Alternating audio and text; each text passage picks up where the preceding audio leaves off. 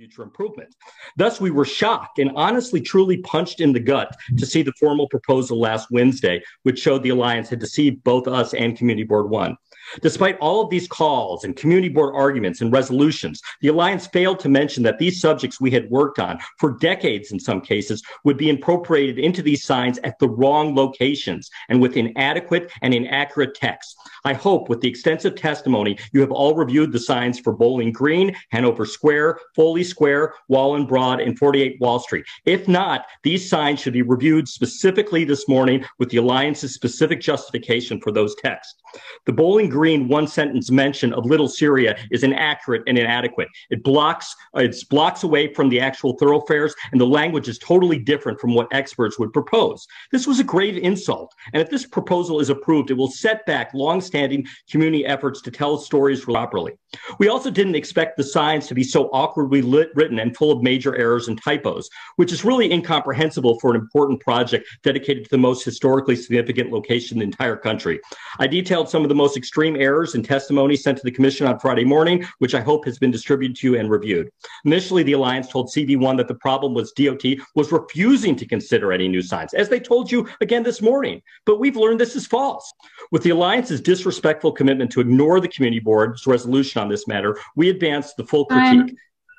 This item should be tabled. They're black and white photos. The text isn't legible. It's badly written, wordy. Please do serious review of the actual text this morning. Thank you. Hi, I'm Commissioners. I submitted a 7-page report to all of you late last week, strongly urging you to reject this proposal. As I point out in my statement, how you respond to this proposal is far more important to PDC, its mandate, and the city than it might appear to some. It is an historic opportunity for PDC to set a necessary standard for New York City and do much more to create a far better streetscape and city post-COVID-19. As far as DOT's support for this proposal, let's put that in perspective. DOT simply passed judgment on what was submitted to them by the Alliance.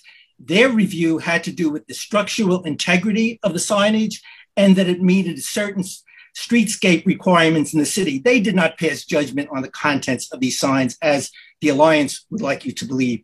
Community Board 1, a number of their committees, Parks and Waterfront Committee, a number of months ago, rejected this proposal overwhelmingly, only to have it back on the agenda the next month at the urging of the president of Community Board 1, who has a major conflict in also being a member of the board of the Alliance.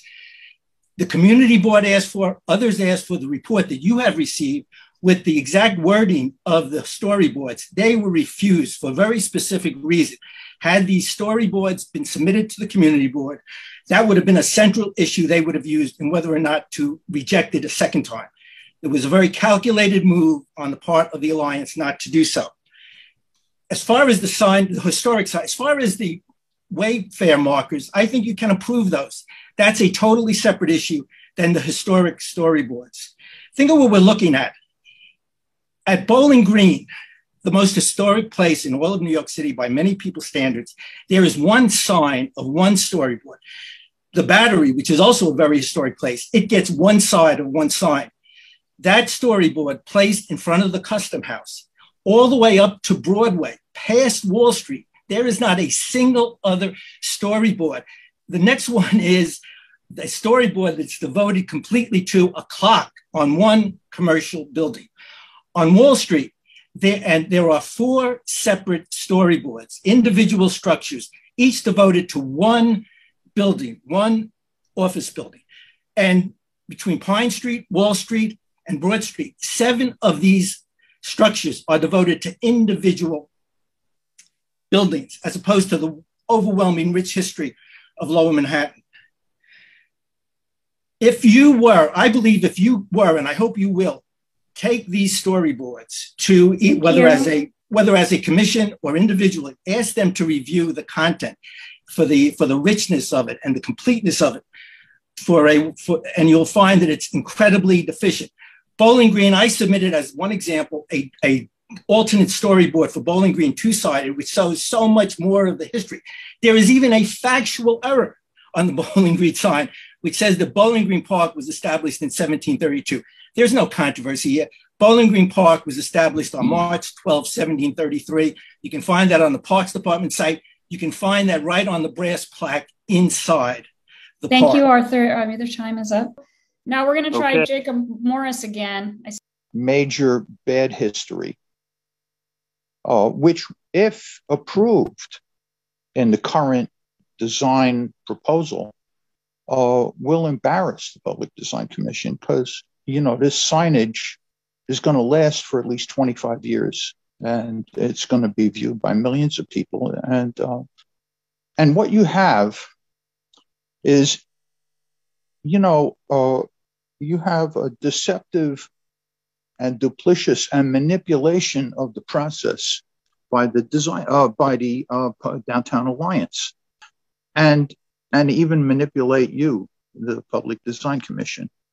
And you shouldn't allow it, which means that when they do it, an incomplete, as pointed out by Mr. Piccolo, when they do an incomplete, very incomplete submission to the community board, where they refuse to reveal the full content of their proposal to the community board.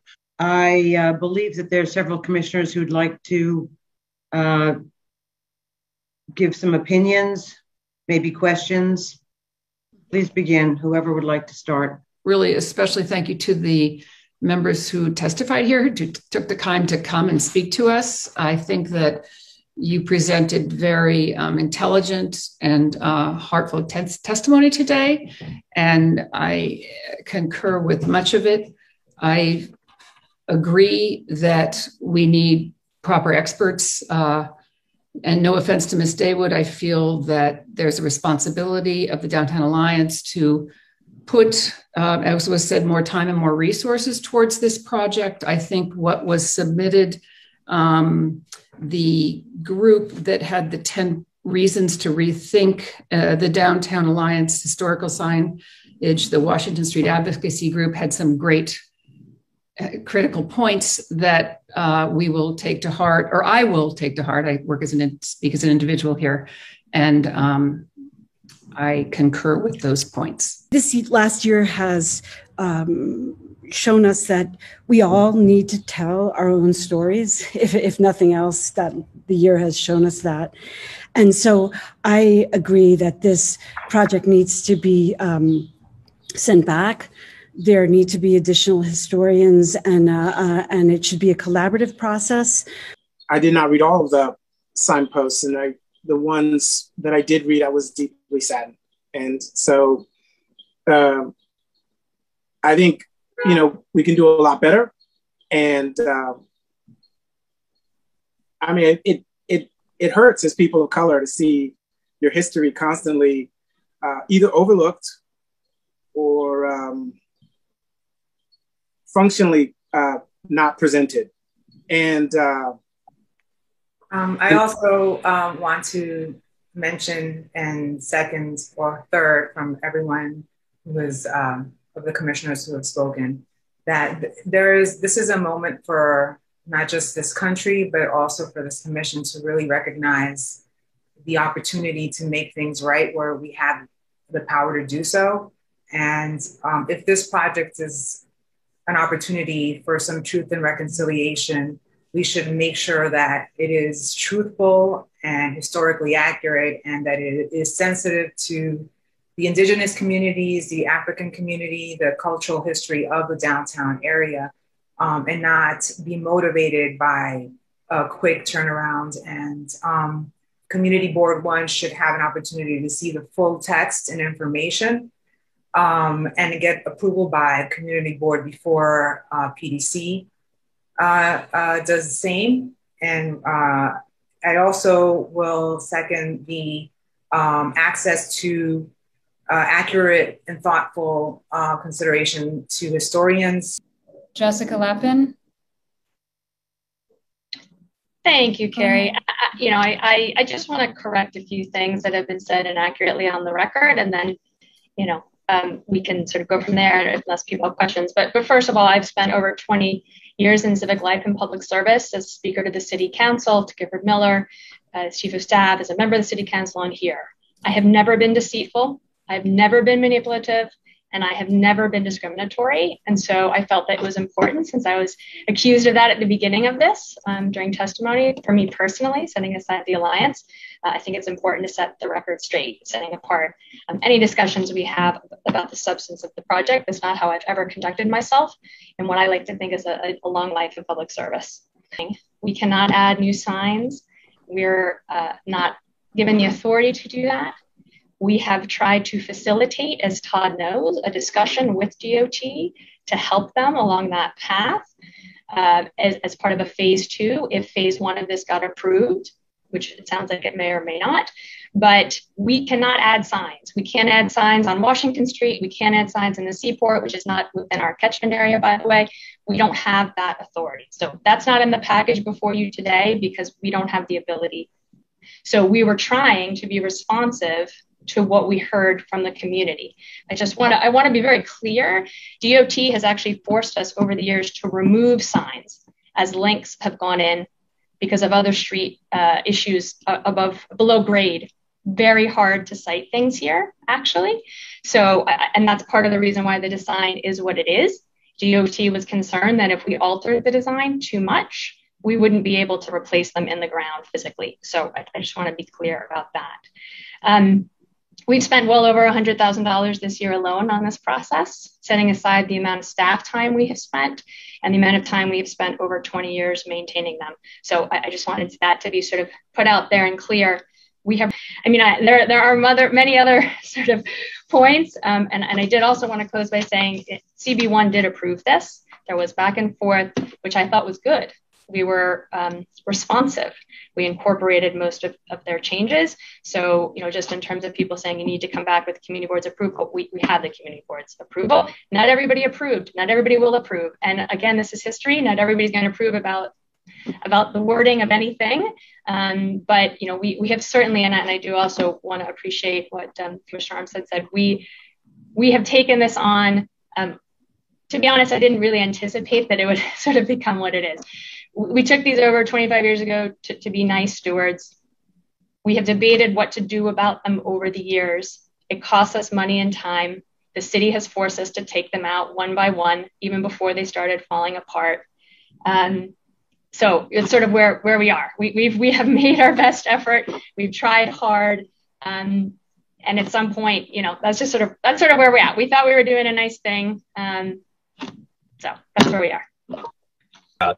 But it's clear from both the people we heard from in the public and from the really incredibly personal and heartfelt sentiments expressed by the commissioners that for whatever reason, this is simply an unsuccessful proposal. It doesn't do what it's supposed to do. It is more hurtful than helpful. It has flaws in both the design of the signs themselves, the change in sort of logo from citywide to bid logo. It contains too many errors of fact to be endorsed by a public body such as ours, which is ultimately responsible for approval of public signs and monuments. And then, the process itself was, whether relevant to us or not, seemingly deeply flawed. Whether it was proved by the community board, certainly there was enough articulation that the community board didn't have all of the facts and the language of the specific signs. We're asking for a higher level of sensitivity, inclusivity, positivity about what's in front of the public, which is what is the Public Design Commission's responsibility. But unfortunately, from at least my perspective, it's not a successful trial. And therefore, I can do nothing but vote negatively because I think it needs to be rethought and reworked in a way that embraces and responds more clearly to much of what you've heard today. And also, we should just consider this as a moment, like Sydney said, to do it the right way and to represent it in a way where all people have an opportunity to step up to the plate and do the best for the city, because it is going to be a generational post that's going to be seen by not just local communities, by international people who come and visit. And it would be really horrible to have this be a not just local marker, but historical marker for people abroad who may come to it and then say, well, this is not historically accurate. This is not the whole story. And then, you know, we look like we don't know what we're doing. And I'm not able to accept something like that. I would like to reject it on the basis of the fact that we need to rethink the location of signs, the number of signs, the stories that are being told, where they're being told, and about what they are being told. But we are at a pivotal moment in our history where many white people have come to understand that history is not being told accurately. How are we going to rewrite history? How are we going to tell these stories in a convincing, truthful, honest way that helps rewrite the wrongs? That's RIGHT, rewrite the wrongs. It's a very, very difficult challenge. We each have to apply ourselves to this, no matter what we do. I'm a professor as well. So this is something that consumes me. It's not something to be rushed into. I completely concur with everyone who said this should not be rushed into. But this just is not the right thing to be rushing into. As I said, my motivation to reject is a very, very serious, as I believe all of the commissioners who have spoken have said, as well as members of the public, that this isn't just change a couple words here and there. I just said I agree with Sydney. I think it's I would vote to reject the project, to revisit location and design, as well as content and sensitivity to communities, the original communities, as well as the African communities and local communities that lived in the area. I mean, this needs to be completely rethought. I would like a commissioner to make a motion to either to reject this proposal. Okay, so now we're going to do this in a procedural way. We have a motion on the table to reject. Yeah, I approve to reject. Ken Seth. I reject. Lori. Reject.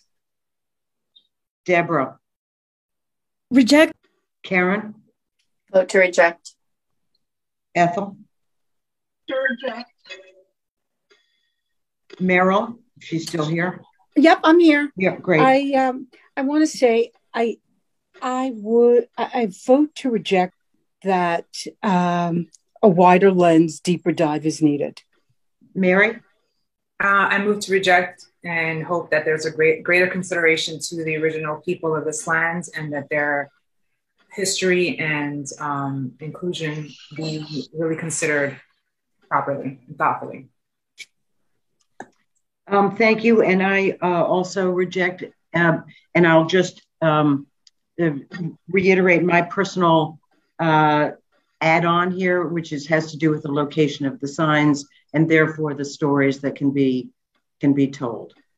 But really an opportunity to, a rare opportunity that to think about how history should be told, and that so much of history has been half told or even not told correctly.